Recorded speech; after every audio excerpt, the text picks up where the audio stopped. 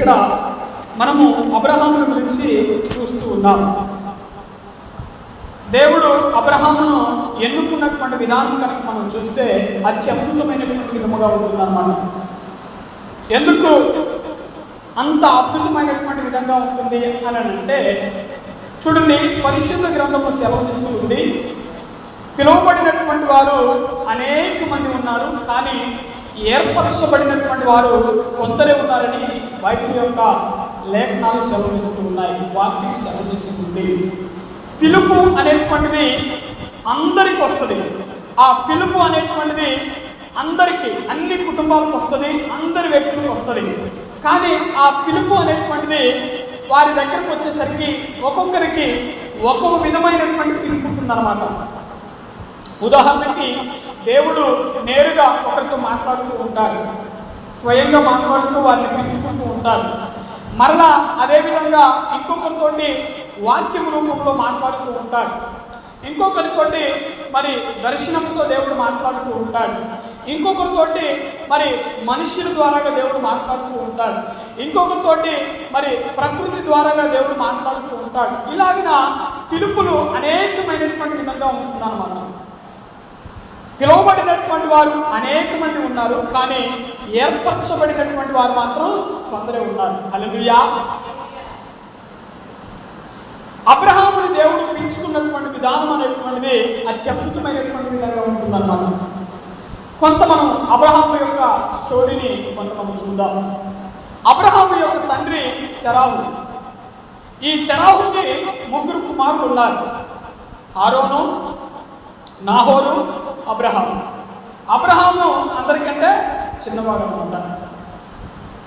అందరికీ కూడా తెరాహు పెళ్లి చేశాడు, వివాహములు చేశాడు. అందరికీ కూడా పెళ్లి చేసిన తర్వాత మొదట 2 కుమారులకి సంతానం అనేటువంటిది అందింది, కానీ అబ్రహాముకు మాత్రం సంతానము లేదు. అబ్రహాము శారాయిని పెళ్లి చేసుకున్నాడు, కానీ వారికి సంతానం లేదు. మిగతా 2 కుమారులు, తెరాహు 2 కుమారులు కూడా సంతానం అనేటువంటిది అక్కడ ఉండటం మనం చూస్తాం. అయితే ఇలాగ జరుగుతూ ఉన్నటువంటి సందర్భంలో మరి తెరాహు ఏం చేసేటువంటి వాడంటే విగ్రహమును తయారు చేసి మరి వ్యాపారం చేసేటువంటి వాడు అనమాట. పూర్వకాలంలో విగ్రహాలు తయారు చేయడం అంటే మట్టితో విగ్రహాలు తయారు చేసేటువంటి వారు, అలాగే మరి చెక్కలతో విగ్రహాలు తయారు చేసేటువంటి వారు, అలాగే రాయిని తొలిచి రాయితో కూడా విగ్రహాలు తయారు చేసేటువంటి వారు అనమాట. ఈ అబ్రహాము అలాగున మరి విగ్రహాలు తయారు చేసి వ్యాపారం చేసేటువంటి వాడు అనమాట. ఈ తెరాహు కూడా అలాగున చేసేటువంటి వాడు. అది కాస్త అబ్రహాముకి వచ్చిందనమాట. అబ్రహామును కూడా అదే పనిలో ఉండేటువంటి వాడు అనమాట. విగ్రహాలు తయారు చేసి వ్యాపారం చేసుకునేటువంటి వారు, సొమ్ము చేసుకునేటువంటి వారు అనమాట. వెనకటి రోజుల్లో వారు నివసిస్తూ ఉన్నటువంటి రోజుల్లో అబ్రహాము కల్దీల దేశానికి చెందినటువంటి వాడు, ఊరు అనేటువంటి ప్రాంతానికి చెందినటువంటి వాడు. అయితే ఈయన ఇలాగూ నడుచుతూ ఉన్నటువంటి ఆ రోజుల్లో దేవుడు ఆయనతో మాట్లాడుతూ ఉన్నాడు. ఆయనతో దేవుడు మాట్లాడి, నేను చూపించేటువంటి దేశానికి నువ్వు వెళ్ళాలి, అక్కడ నిన్ను నేను ఆశీర్వదిస్తాను, నీకున్నటువంటి సమస్తమును నువ్వు విడిచిపెట్టి, నీకున్నటువంటి నీ సొంత బంధువులను విడిచిపెట్టి, నీకున్నటువంటి మరి ఆ సొంత ఊరును, సొంత గ్రామమును విడిచిపెట్టి, నువ్వు ఇప్పుడైతే ఏ వ్యాపారం అయితే చేస్తూ ఉన్నావో, ఏ పని అయితే నువ్వు చేస్తూ ఉన్నావో ఆ పనిని నువ్వు విడిచిపెట్టి, సమస్తాన్ని నువ్వు విడిచిపెట్టి, నీ తల్లిదండ్రులను విడిచిపెట్టి, నీ అన్నదమ్ములందరినీ కూడా నువ్వు విడిచిపెట్టి నేను చూపించేటువంటి దేశానికి నువ్వు వెళ్ళాలి, అక్కడ నిన్ను నేను ఆశీర్వదిస్తానని అబ్రహాముతో దేవుడు మాట్లాడుతూ ఉన్నాడు.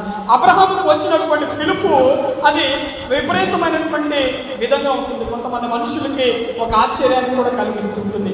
దేవుడు చెప్పాడు, నేను చూపించేటువంటి దేశానికి నువ్వు వెళ్ళాలి. హల్లెలూయా. ఏమని చెప్పాడు? నేను చూపించేటువంటి దేశానికి నువ్వు వెళ్ళాలి, నేను ఎక్కడికి వెళ్ళమంటానో నువ్వు అక్కడికి వెళ్ళాలి. అప్పటికి అబ్రహాముకు వయసు 75 సంవత్సరాలు. ఎంతటా? 75 సంవత్సరాలు. అయితే వారికి అప్పటికి కూడా సంతానం అనేటువంటిది లేదు. 75వ సంవత్సరమున దేవుడు అబ్రహామును పిలుచుకున్నాడు. ఆ దేవుడు అబ్రహాముతో మాట్లాడుతూ ఉన్నాడు, నేను దేశము పేరు నీకు చెప్పట్లేదు, కానీ నేను ఎక్కడికి చూపిస్తే నువ్వు అక్కడికి వెళ్ళాలి. అబ్రహాముతో మొదట ఏం చెప్పాడంటే దేవుడు, ఫలానా దేశం అని చెప్పలేదు. అంటే ఒక దేశానికి, ఆ ప్రదేశానికి నువ్వు వెళ్ళాలి. ఆ ప్రదేశానికి నువ్వు వెళ్ళి నువ్వు అక్కడ నివసించాలి. అక్కడికి వెళ్ళిన తర్వాత ఏమేమి చేయాలో నీతో నేను చెప్తాను అనగానే అబ్రహాము ఆశ్చర్యానికి లోనైపోయాడు. ఎవరో నాతో మాట్లాడుతూ ఉన్నారు, ఎవరో స్వరము విప్పి నాతో మాట్లాడుతూ ఉన్నారు. మరి నన్ను ఫలానా ప్రదేశానికి ఒక స్థలానికి వెళ్ళమని చెప్తూ ఉన్నాడు అని వాళ్ళ ఇంటి అందరితో కూడా ఈ మాటలను పంచుకున్నారు. వాళ్ళు అన్నారు, ఎవరో తెలియనటువంటి దేవుడు పేరు చెప్పాడా? నాకు పేరు చెప్పలేదు. మరి ఏ దేశానికి వెళ్ళమని చెప్పాడా? దేశము పేరు కూడా నాకు చెప్పలేదు. కానీ ఆయన నాతో మాట్లాడుతున్నాడని అబ్రహాము వారి యొక్క బంధువులతో అంటూ ఉన్నారు, అన్నదమ్ములతోటి, తండ్రితోటి అంటూ ఉన్నారు. అరే, తెలియనటువంటి ప్రదేశానికి వెళ్ళి నువ్వు ఇబ్బందులు పడతావు. ఇక్కడ మనం అందరం కూడా చక్కగా మరి సంపద ఉంది, అంత కూడా మన దగ్గర ఉంది. మరి తినడానికి అనేకమైనటువంటి రకాలైనటువంటి విధి విధానాల్లో మనం సంపాదించుకుంటూ ఉన్నాం, చక్కగా బ్రతుకుతూ ఉన్నాం, మన దేవతలను కొలుచుకుంటూ చక్కగా ఇక్కడ మనం బ్రతుకుతూ ఉన్నాం. నువ్వు ఎక్కడికో పేరు తెలియనటువంటి దేశానికి వెళ్ళి అక్కడ నువ్వు ఇబ్బందులు పడతావు.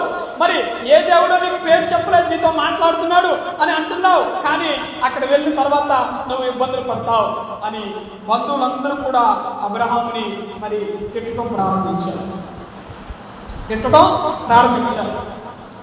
వారి యొక్క అన్నదమ్ములు, మా వలన నీకేమైనా ఇబ్బంది కలిగిందా? మేమేమైనా నిన్ను ఇబ్బంది పెడుతూ ఉన్నామా?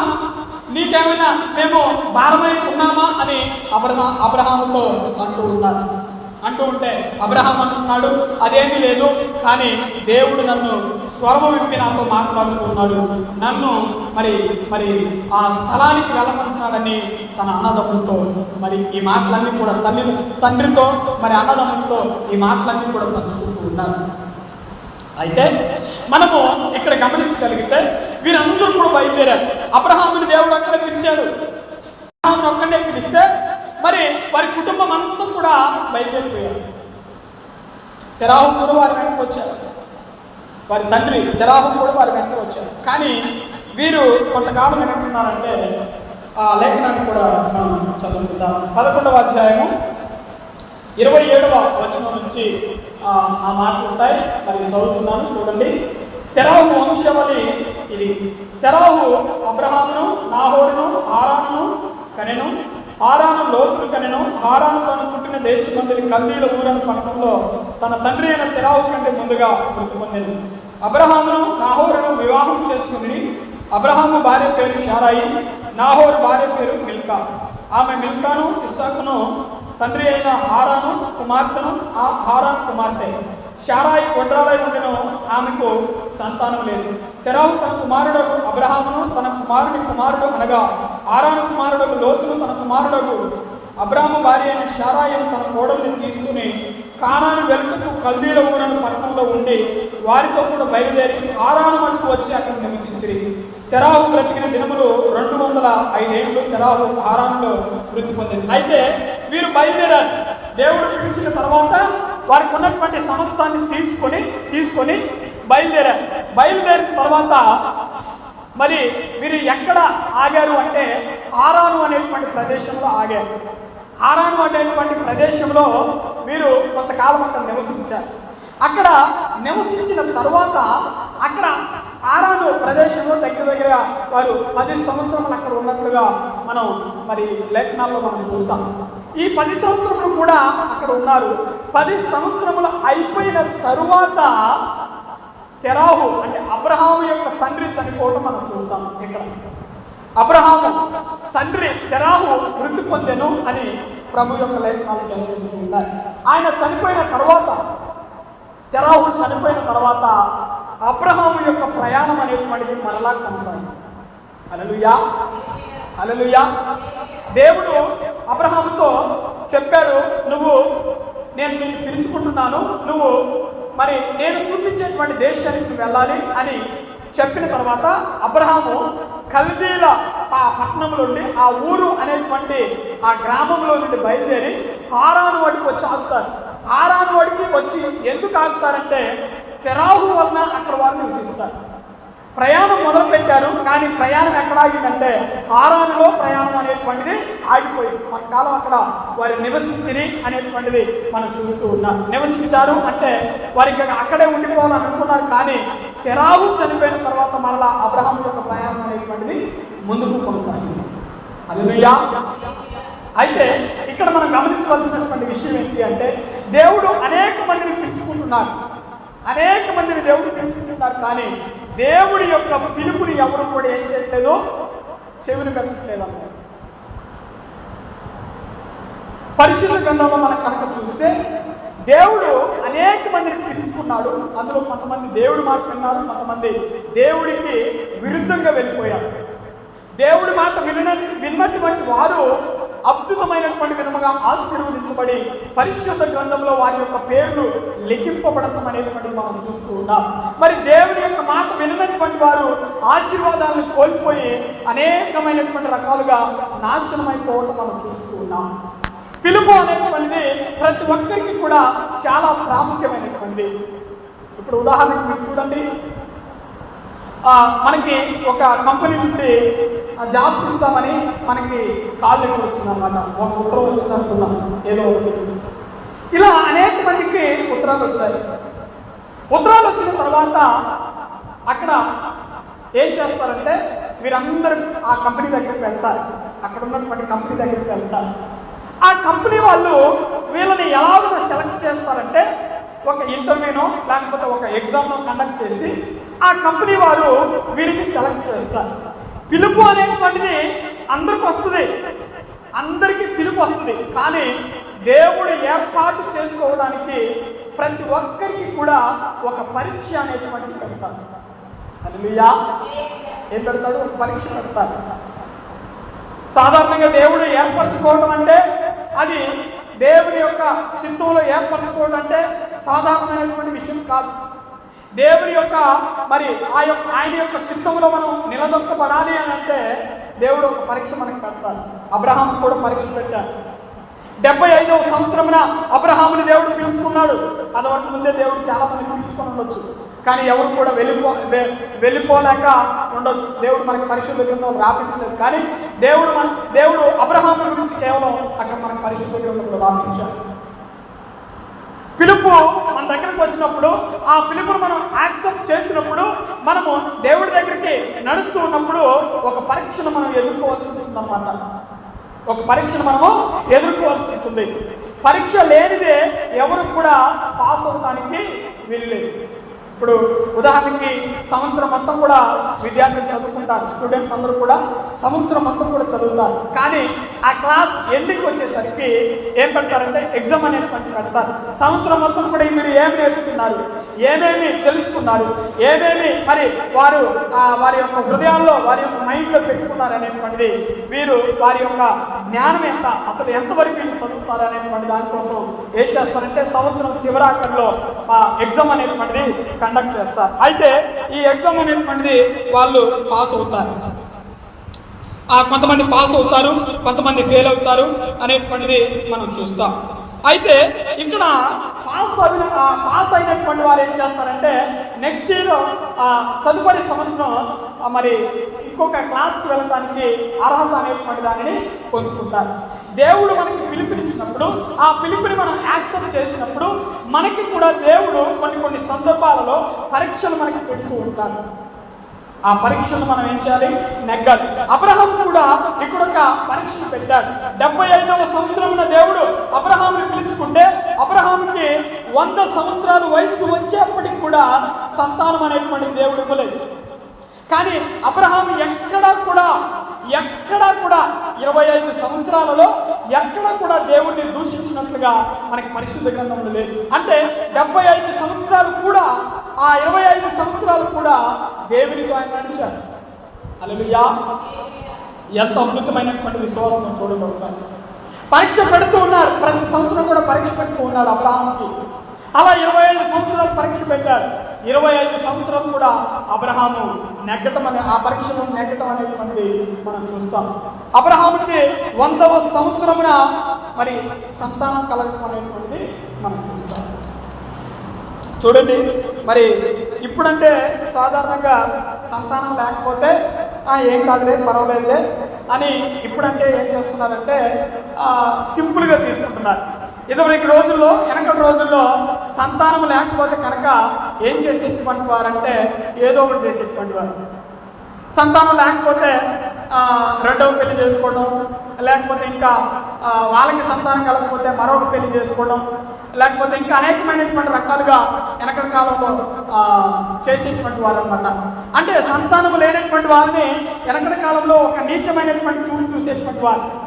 సంతానం కలగకపోతే వారికి గొడ్రాలు అనేటువంటి పేరు వేయించేటువంటి వారు అనమాట.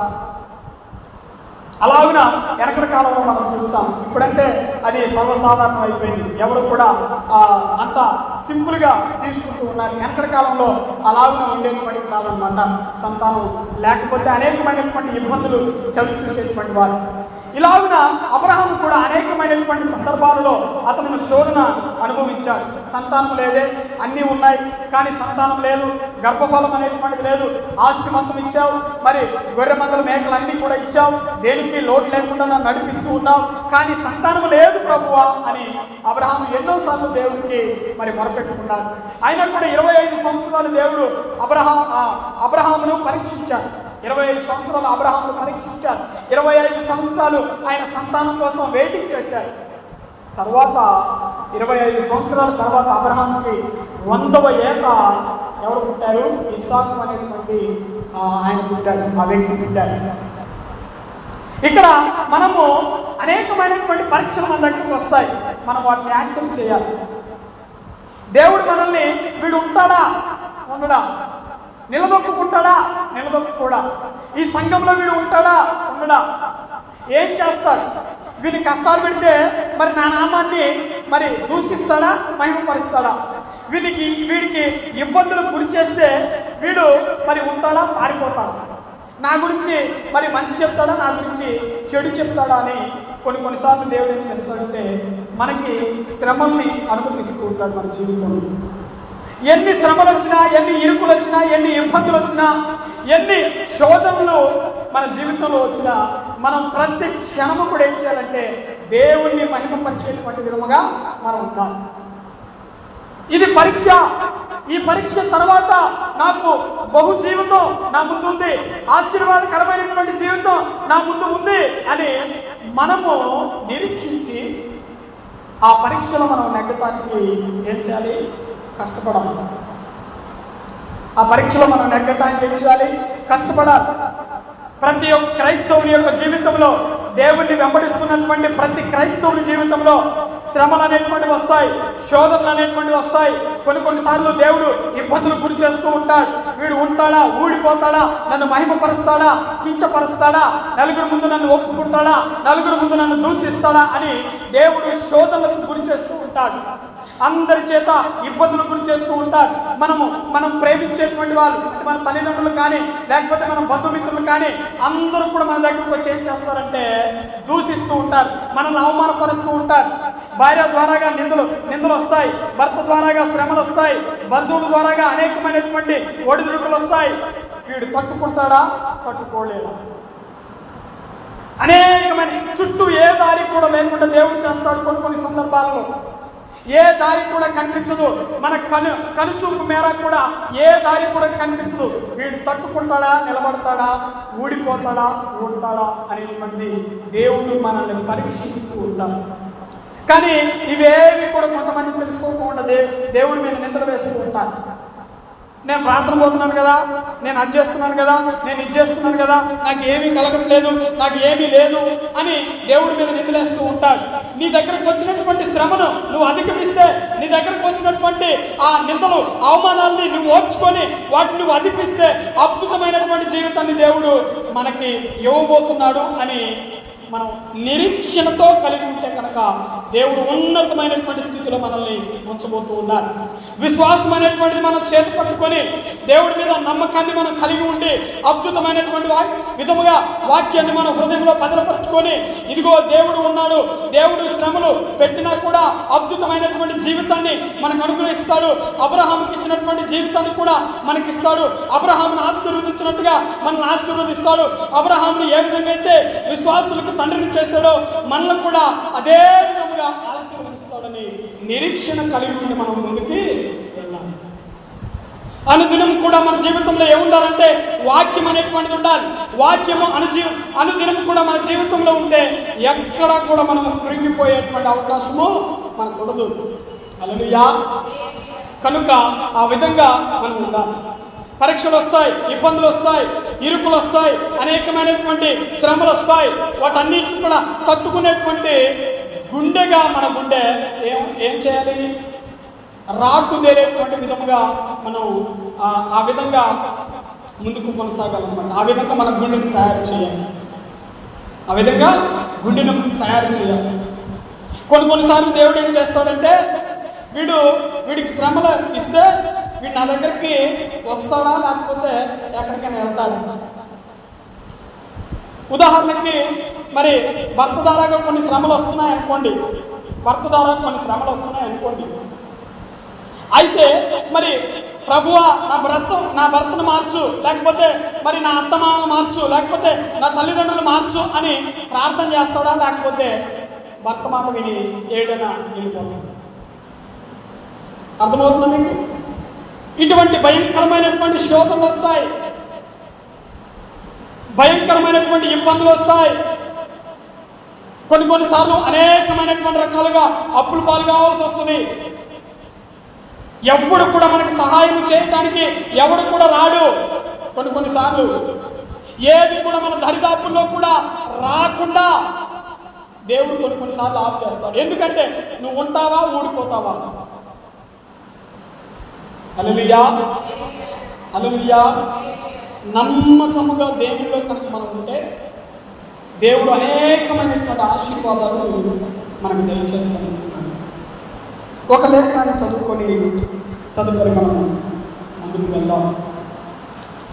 ప్రకటన గ్రంథంలో నుంచి ఒక వాక్యాన్ని మనం చదువుకొని మరి 2వ అధ్యాయము 10వ వచనాన్ని మనం చదువుకుందాం. ప్రకటన గ్రంథము చివరి గ్రంథము 2వ అధ్యాయము 10వ వచనాన్ని మనం చదువుకొని మరి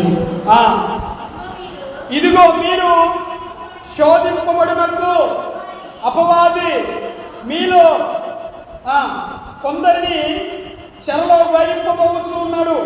10 దినములు శ్రమ కలుగును, మరణము వరకు నమ్మకంగా ఉన్ను, నేను నీకు జీవ కిరీటము. ఏం చేస్తారు? 10 దినములు శ్రమ కలుగుతాయి. మొదటి దినం శ్రమ కలిగింది, ఉన్నాడా? ఊడిపోయాడా?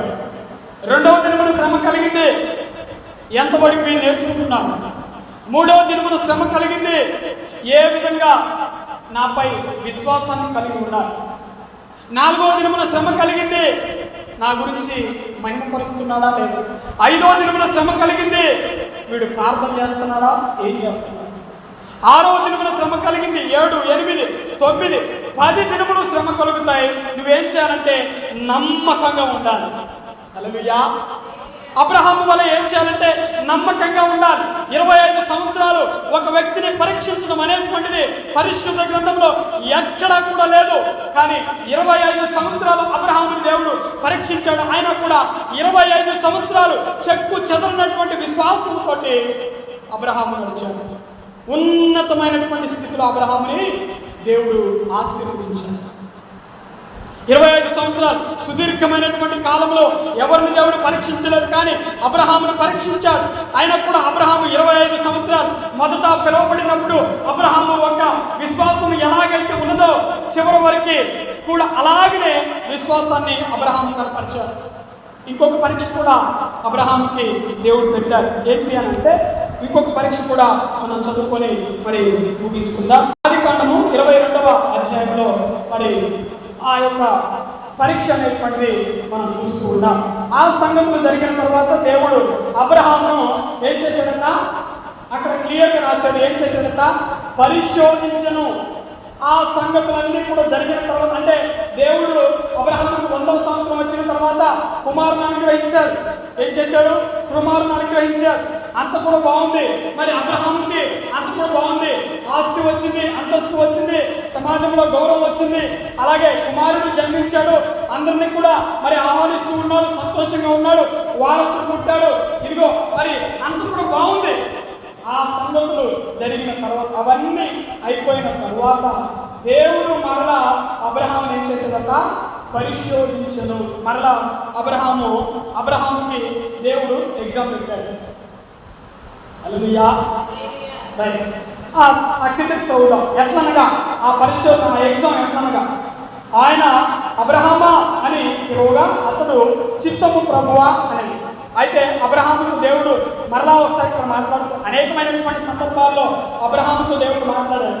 అయినా ఇది పరీక్ష పెట్టేటువంటి సమయం కనుక, మరి ఆయన్ను పరిశోధించేటువంటి సమయం కనుక, మరి అబ్రహాముతో దేవుడు మాట్లాడుతూ ఉన్నాడు. అబ్రహామా అని దేవుడు అబ్రహామును పిలిస్తే చిత్తము ప్రభువా అని మరి అబ్రహాం అన్నాడు. అప్పుడు ఆయన, నీకు ఒక్కడే ఉన్న నీ కుమారుని అనగా నీవు ప్రేమించు ఇస్సాకును తీసుకొని మొరియా దేశంలోకి వెళ్ళి అక్కడ నేను నీతో చెప్పబోవు పర్వతములలో ఒక దాని మీద దహన బలిగా అతనిని అర్పించమని చెప్పారు. ఇది భయంకరమైనటువంటి ఎగ్జామ్. ఏమండి, ఇది ఎటువంటి ఎగ్జామ్? భయంకరమైనటువంటి ఎగ్జామ్. ఇటువంటి ఎగ్జామ్ని మనం ఎక్కడ కూడా చూడం. ఇటువంటి శోధన ఇచ్చేటువంటి శోధనని మనం ప్రపంచంలో ఎక్కడ కూడా చూడం. కేవలం పరిశుద్ధ గ్రంథంలో మాత్రమే మనం చూడగలుగుతాం. ఎందుకు ఇది మరి అంత ప్రాముఖ్యత కలిగినటువంటిది అంటే, దేవుడు 25 సంవత్సరాలు అబ్రహామును పరీక్షించి సంతానం ఇచ్చారు.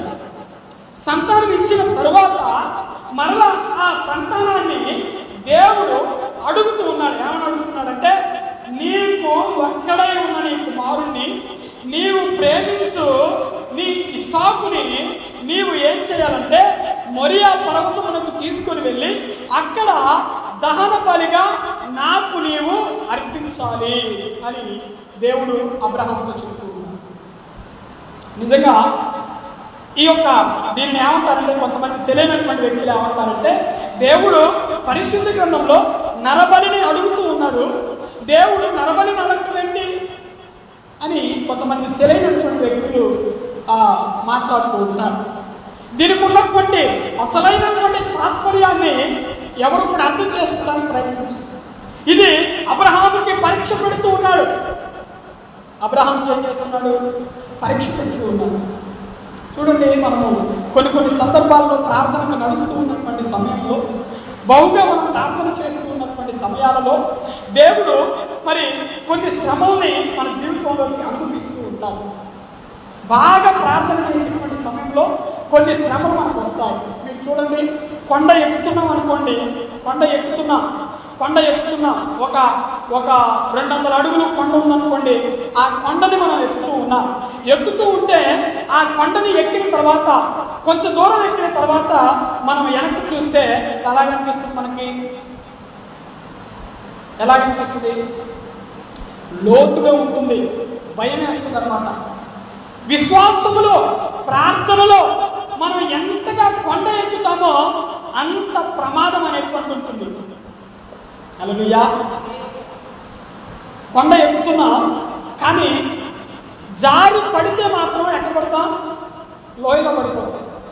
ప్రార్థన, విశ్వాసంలో కొండని ఎక్కుతున్నాం, కానీ జారి పడితే కనుక ఎక్కడుంటాం? నాశనం అయిపోతాం. కొన్ని సందర్భాలలో అనేకమైనటువంటి పరిస్థితులు మనం చుట్టుముడుతూ ఉంటాయి. ఎందుకు చుట్టుముడతాయో ఎవరికి తెలియదు, అసలు ఎందుకు వస్తున్నాయో అని మనం ప్రార్థన చేస్తూ ఉన్నప్పుడు కూడా కొన్నిసార్లు మనకు అర్థం కావు. కొంతమంది సమస్యలు వచ్చినప్పుడు ఎక్కడికో వెళ్ళి చూపించుకుంటూ ఉంటారు, ఎందుకు వస్తున్నాయి ఈ శ్రమలు. వాడికి అర్థం కాదు. ఒరే బాబు, నువ్వు ప్రార్థనకి వెళ్తున్నావు, నీకు దేవుడు పరీక్ష పెడుతూ ఉన్నాడు. అది ఎవ్వడికి అర్థం కాదు ఈ లోకంలో. అది ఎప్పటికీ అర్థం కాదు.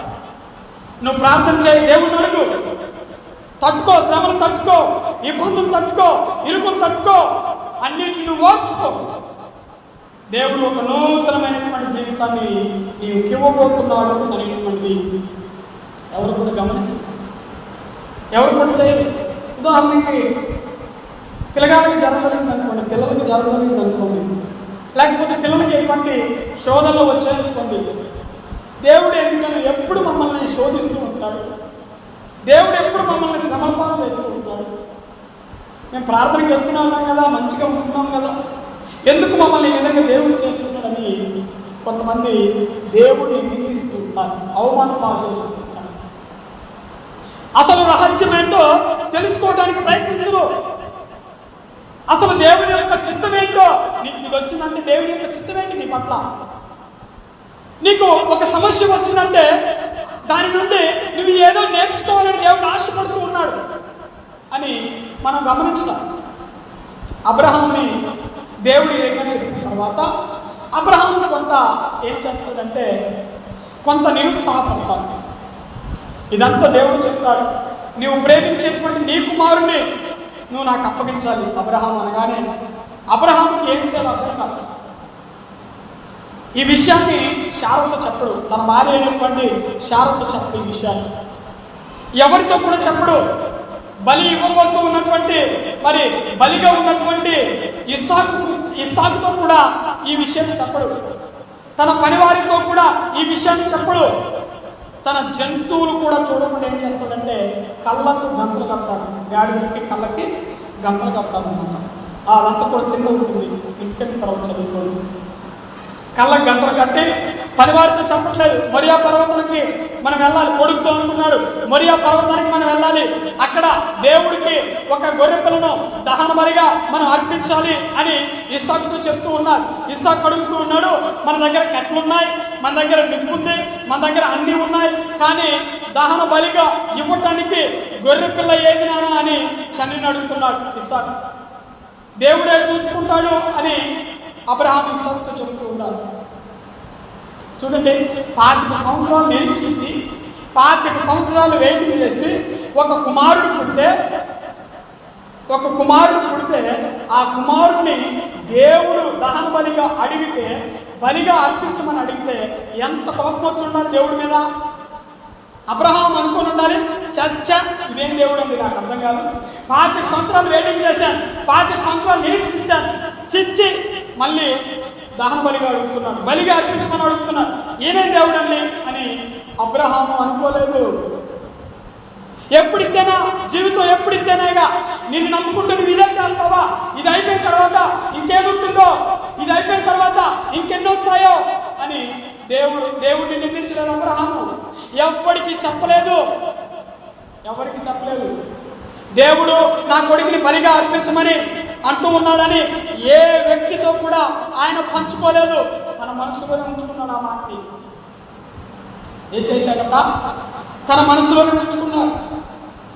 ఇప్పుడు మనం కనుక శ్రమలు వస్తే ఏం చేస్తామంటే అనేక మందికి వెళ్ళి చెప్తాం, వాళ్ళంటారు నువ్వు 20 సంవత్సరాల నుంచి పోతున్నావే దేవుడి దగ్గరికి, 20 సంవత్సరాల నుంచి పోతున్నావు, ఏం ఒరిగింది నీకు, ఏమైనా ఒరిగిందా, ప్రార్థనకే పోతున్నావు ఏమైనా ఒరిగిందా అని వాళ్ళంతా వేరే వాళ్ళు అంటారు. నేను కూడా ఆ మధ్యన ప్రార్థనకు పోయి ఏం జరగట్లేదని ఆపేసేయండి అని కొంతమంది అంటారు. సార్లే మేము ఇలాంటి సేవ చేసినాం, గంటల తరబడి ప్రార్థన చేసినాం, మందిరానికి సేవ చేసినాం, అయ్యగారికి సేవ చేసినాం, అనేకమైనటువంటివి చేసినాం, ఏం తెగలకనే వచ్చి పని చేసుకుంటున్నామని కొంతమంది అంటారు. హల్లెలూయా. ఇలాగనే కాదు, ఎన్ని కష్టములు వచ్చినా, ఎన్ని ఇబ్బందులు వచ్చినా దేవుని మందిరంలో కనుక మనం నిలబడగలిగితే మనకు మించినటువంటి దాన్ని నేను ప్రపంచంలో లేడుగా. హల్లెలూయా. పరిశుద్ధాత్మతో నిండుకునేటువంటి విధముగా దేవుడు చేస్తాడు మనల్ని. దానికోసం మనం ఏం చేయాలంటే వేచి చూడాలి. మన జీవితంలో అభివృద్ధి ఉంటుంది, మన పిల్లలు మన కళ్ళ ముందే అభివృద్ధి చెందబడతారు. దానికోసం మనం వేచి చూడాలి. అప్పటి కోసం అప్పుడు దాకా మనం ఏం చేయాలంటే ప్రార్థన చేయాలంటే ప్రార్థన చేసుకుంటూ దేవుడి మీద విశ్వాసమును కలిగి ఉండి నిరీక్షణ కలిగి ఉండి దేవుడి వైపు మాత్రమే ఎదురు చూచుతూ మనం ముందుకు నడవాలి జీవితంలో. సరే, అబ్రహాము ఏం చేశాడంటే మొత్తం గాడిదల్ని సిద్ధం చేశాడు. వెనకటి కాలంలో గుర్రాలు గాడిదలు ఉండేటువంటివి కదా. అయితే గాడిదలను తీసుకొని పోదామని అబ్రహాం ఏం చేశాడంటే గాడిదల్ని సిద్ధం చేశాడు. పనివారితో చెప్పాడు, ఆ గాడిదల్ని సిద్ధం చేయండి, 2 గాడిదల్ని, వాటి కళ్ళకి గంతలు కట్టండి, ఆ గాడిద మీద కట్టెలను కట్టండి అని అబ్రహాము పనివారితో చెప్తాడు. పనివారితో చెప్పగానే ఆ పనివారందరూ కూడా ఏం చేస్తారంటే మరి ఆ గాడిద యొక్క కళ్ళకి గంతలు కడతారు. ఆ గాడిదల మీద కట్టెలు మీద పెడతారు. మీద పెడితే వాళ్ళు నడుస్తూ ఉంటారు. ఎన్ని రోజులు నడిచారంటే 3 రోజులు వాళ్ళు నడిచారు. 3 రోజులు ప్రయాణం చేశారనమాట. ఈ 3 రోజులు కూడా మరి అనేకమైనటువంటి చోట్ల ఆగుతూ మరి అనేకమైనటువంటి చోట్ల నడుస్తూ ఇలాగా వారు మోరియా పర్వతం దగ్గరికి వచ్చారు. మోరియా పర్వతం దగ్గరికి రాగానే కొడుకు అడుగుతున్నారు తండ్రితోటి, తండ్రి దహన బలి ఇవ్వటానికి మన దగ్గర అన్నీ ఉన్నాయి, కట్టెలు ఉన్నాయి, నిప్పు ఉంది, మరి అన్నీ ఉన్నాయి, కానీ గొర్రెపిల్ల ఎక్కడ ఉంది అని అడుగుతూ ఉన్నారు. తండ్రి చెప్తూ ఉన్నాడు, అబ్రహాము కొడుకుతో చెప్తూ ఉన్నాడు, దేవుడు చూసుకుంటాడు నాయన, గొర్రెపిల్లను కూడా దేవుడు చూసుకుంటాడు అని అక్కడ ఇస్సాకుతో అబ్రహాము చెప్తూ ఉన్నాడు. యెహోవా ఈరే అనేటువంటి మాట మనకి ఆ 22వ అధ్యాయం కింద భాగంలో మనం చూస్తూ ఉంటాం. యెహోవా ఈరే అంటే యెహోవాయే చూచుకొనును అనేటువంటి మాట మనం చూస్తాం. అయితే అక్కడికి వెళ్ళారు. అక్కడికి వెళ్ళిన తర్వాత అసలు అక్కడికి వెళ్ళటం దానికంటే అబ్రహాము కొడుకుని తీసుకొని పోవటం అది నిజంగా అది మనం సాహసము చేసేదని మనం చెప్పాలి. ఆయన విశ్వాసానికి మనం ఎంతైనా సరే మనము యాక్సెప్ట్ చెప్పాల్సిందే అనమాట. నిజంగా ఆయన ఏమనుకున్నాడు, ఎటువంటి విశ్వాసాన్ని కలిగి ఉన్నాడు అబ్రహాం, ఎటువంటి విశ్వాసాన్ని కలిగి ఉన్నాడంటే ఆయన దేవుని ఏమని దేవుడు అడుగుతున్నాడు, ఇదంతా చేస్తూ ఉన్నాడు, ఇదంతా ఎందుకు చేస్తున్నాడు అని దేవుణ్ణి ఆయన అవమానపరచలేదు, తిట్టలేదు, ఏమి కూడా అనలేదు. దేవుణ్ణి చిత్తము ప్రభువు అని చెప్పాడు. ఏమన్నాడు? చిత్తము ప్రభువు అన్నాడు. ఎందుకో తెలుసా? ఎందుకంటే ఇదిగో 20 సంవత్సరాలు నేను నిరీక్షించాను కదా, నాకు కుమారుని అనుగ్రహించినటువంటి వాడు ఈ కుమారుని కనుక తీసుకుంటే మరొక కుమారుని దేవుడు నాకు ఇస్తాడు అనేటువంటి విశ్వాసాన్ని ఆయన గమనించాడు. ఆ విశ్వాసాన్ని కలిగి ఉన్నాడు. ఈ కుమారుడు పోతే 100 మంది కుమారులు దయచేస్తాడు దేవుడు అని బలమైనటువంటి విశ్వాసాన్ని దేవుడి మీద కలిగి ఉన్నాడు ఆయన. హల్లెలూయా! ఎంత గొప్ప విశ్వాసం చూడండి ఒకసారి. ఈ కొడుకు పోతే ఈ కొడుకుని దహన బలిగా ఇస్తే ఇంతకంటే శ్రేష్టమైనటువంటి యవనస్తుల్ని, ఇంతకంటే శ్రేష్టమైనటువంటి వారిని 100 మందిని నాకు కుమారులుగా అనుగ్రహిస్తాడు అని అబ్రహాము విశ్వసించాడు. అందుకనే అబ్రహాము ఏం చేస్తాడంటే కొడుకుని సైతం బలి ఇవ్వటానికి ఆయన ఒప్పుకున్నాడు. ఆ పరీక్షలో మరి కొడుకుని పండబెట్టాడు, చేతులు కట్టేశాడు, కాళ్ళు కట్టేశాడు, దహన బలిగా కట్టెలు పేర్చిన తర్వాత కొడుకుని దహన బలి ఇవ్వటానికి ఆ కట్టెల మీద పండబెట్టిన తర్వాత ఆ కత్తి తీసుకొని దహన బలిగా ఆ కత్తి తీసుకొని మరి ఆ కత్తి లేపేసరికి పొడవబోయేసరికి బలిగా ఇచ్చేటువంటి సమయానికి అక్కడికి దేవుడు వచ్చి నీ విశ్వాసము నేను చూసి ఉన్నాను, నీ విశ్వాసము నేను చూసి ఉన్నాను, నువ్వు నా పైన అద్భుతమైనటువంటి విశ్వాసం కలిగి ఉన్నావు, ఇదిగో నీకు ఇచ్చినటువంటి ఏకైక కుమారుని నాకు ఇయ్యటకు నీవు వెనక తీయలేదు, నీ విశ్వాసం గొప్పది, నీవు విశ్వాసులకి తండ్రిగా నిన్ను చేస్తూ ఉన్నానని అబ్రహాము విశ్వాసులకి తండ్రిగా చేస్తాడు, నీతిగా ఎంచబడినది అనేటువంటి మాట కూడా మనం చూస్తాం. ఆ రోమ పత్రికలో కానీ లేకపోతే గలతీ పత్రికలో కానీ పరిశుద్ధ గ్రంథంలో మనం చూస్తాం అబ్రహాము గురించి. ఇదంతా కూడా ఆయన విశ్వాసము కనపరచబడితే ఇదంతా కూడా దేవుడు ఆయన విశ్వాసం గురించి. మనము ఆ విధంగా ఉన్నట్లయితే ఆ విధమైనటువంటి మరి మెలుగును కలిగి పరీక్షలన్నిటిలో మనం నెగ్గగలిగితే దేవుడు అద్భుతమైనటువంటి విధంగా మనల్ని ఆశీర్వదిస్తాడని పరిశుద్ధమైనటువంటి లేఖనాలు దేవుడు తెలియజేస్తున్నారు. కృషించిపోయినా మనం ప్రార్థన చేయాలి. మన ఒంట్లో సత్తువులు లేకపోయినా దేవుడి దగ్గరికి మనం రావాలి. ఎన్ని పనులున్నా కూడా దేవుడికి మనం సమయాన్ని అనుగ్రహించాలి. ఆ రోజే మనం ప్రార్థన పోయే రోజే పనులు వస్తాయి, అనేకమైనటువంటి పనులు వస్తాయి మన ప్రార్థన పోయే రోజే. ఎందుకు వస్తాయి? వీడు ప్రార్థనకి వస్తాడా లేకపోతే పనికి పోతాడా, నా దగ్గరకు వస్తాడా, నాకు ప్రిఫరెన్స్ ఇస్తాడా, నా దగ్గరకు వచ్చి నన్ను స్తుతిస్తాడా, లోకానుసారమైనటువంటి పనికి వెళ్తాడా అని దేవుడు అక్కడ మనల్ని పరీక్షిస్తూ ఉంటాడు. ఆ పరీక్షను మనము వివేకముతో మనం పరీక్షించి ఆ దేవుడు పెట్టినటువంటి పరీక్షలో మనం నెగ్గాలి. హల్లెలూయా. ఆ పరీక్షలో మనం నెగ్గితే కనుక మన కుటుంబాన్ని దేవుడు ఉన్నతమైనటువంటి స్థానంలో నిలబెడతాడు. ఎవ్వరు ఊహించలేరు. దేవుడు ఇచ్చేటువంటి ఆశీర్వాదాన్ని ఎవ్వరు ఊహించలేరు. నీవు ఊహించలేవు, నీ తల్లిదండ్రులు ఊహించలేరు, నీ భర్త ఊహించలేడు, నీకున్నటువంటి బంధువులు ఊహించలేరు, ఎవ్వరు ఊహించలేరు. అద్భుతమైనటువంటి ఆశీర్వాదమును దేవుడు ఇస్తే కనుక ప్రపంచంలో ఆ ఆశీర్వాదాన్ని నీ నుండి దూరం చేయటం ఎవ్వడి తరం కాదు. అంత అద్భుతమైనటువంటి ఆశీర్వాదాన్ని దేవుడు నీకు ఇస్తాడు. ఎప్పుడు? దేవుడు పెట్టే పరీక్షలో నువ్వు నెగ్గినప్పుడు మాత్రమే. హల్లెలూయా. కనుక ఆ విధంగా మనం నేర్చుకోవాలి. దేవుని మీద మనం విశ్వాసం కలిగి ఉండాలి. దేవుని మీద బహునమ్మకం మనం కలిగి ఉండాలి. ఎన్ని శ్రమలు వచ్చినా, ఎన్ని ఇరుకులు వచ్చినా, బహుగా మనం దుఃఖిస్తూ ఉన్నా, బహుగా మనం ఏడుస్తూ ఉన్నా, మనం దేవుని పైన ఆనుకోవాలి. దేవుడు మనల్ని సిగ్గుపరచకుండా నడిపిస్తూ ఉంటారు. ఎవరి ముందైతే మనం తలలో వంచుకొని మనము జీవితాన్ని కొనసాగించామో వారి ముందే తల ఎత్తుకునేటువంటి విధంగా దేవుడు మనల్ని చేయబోతూ ఉంటాడు. హల్లెలూయా. కనుక ఆ విధమైనటువంటి విశ్వాసం మనం కనపరచాలి.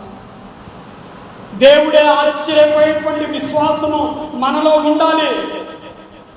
కనుక ఆ విధమైనటువంటి నమ్మకం, విశ్వాసం మనలో ఎప్పుడైతే ఉంటాయో దేవుడు మనల్ని ఉన్నతమైనటువంటి స్థానంలో ఉంచబోతూ ఉంటాడు. కనుక మనం అటువంటి విశ్వాసాన్ని అలవరుచుకోవాలి. ఈ కొద్ది మాటలు ప్రభు మన జీవితంలో కలిగించేయగాక.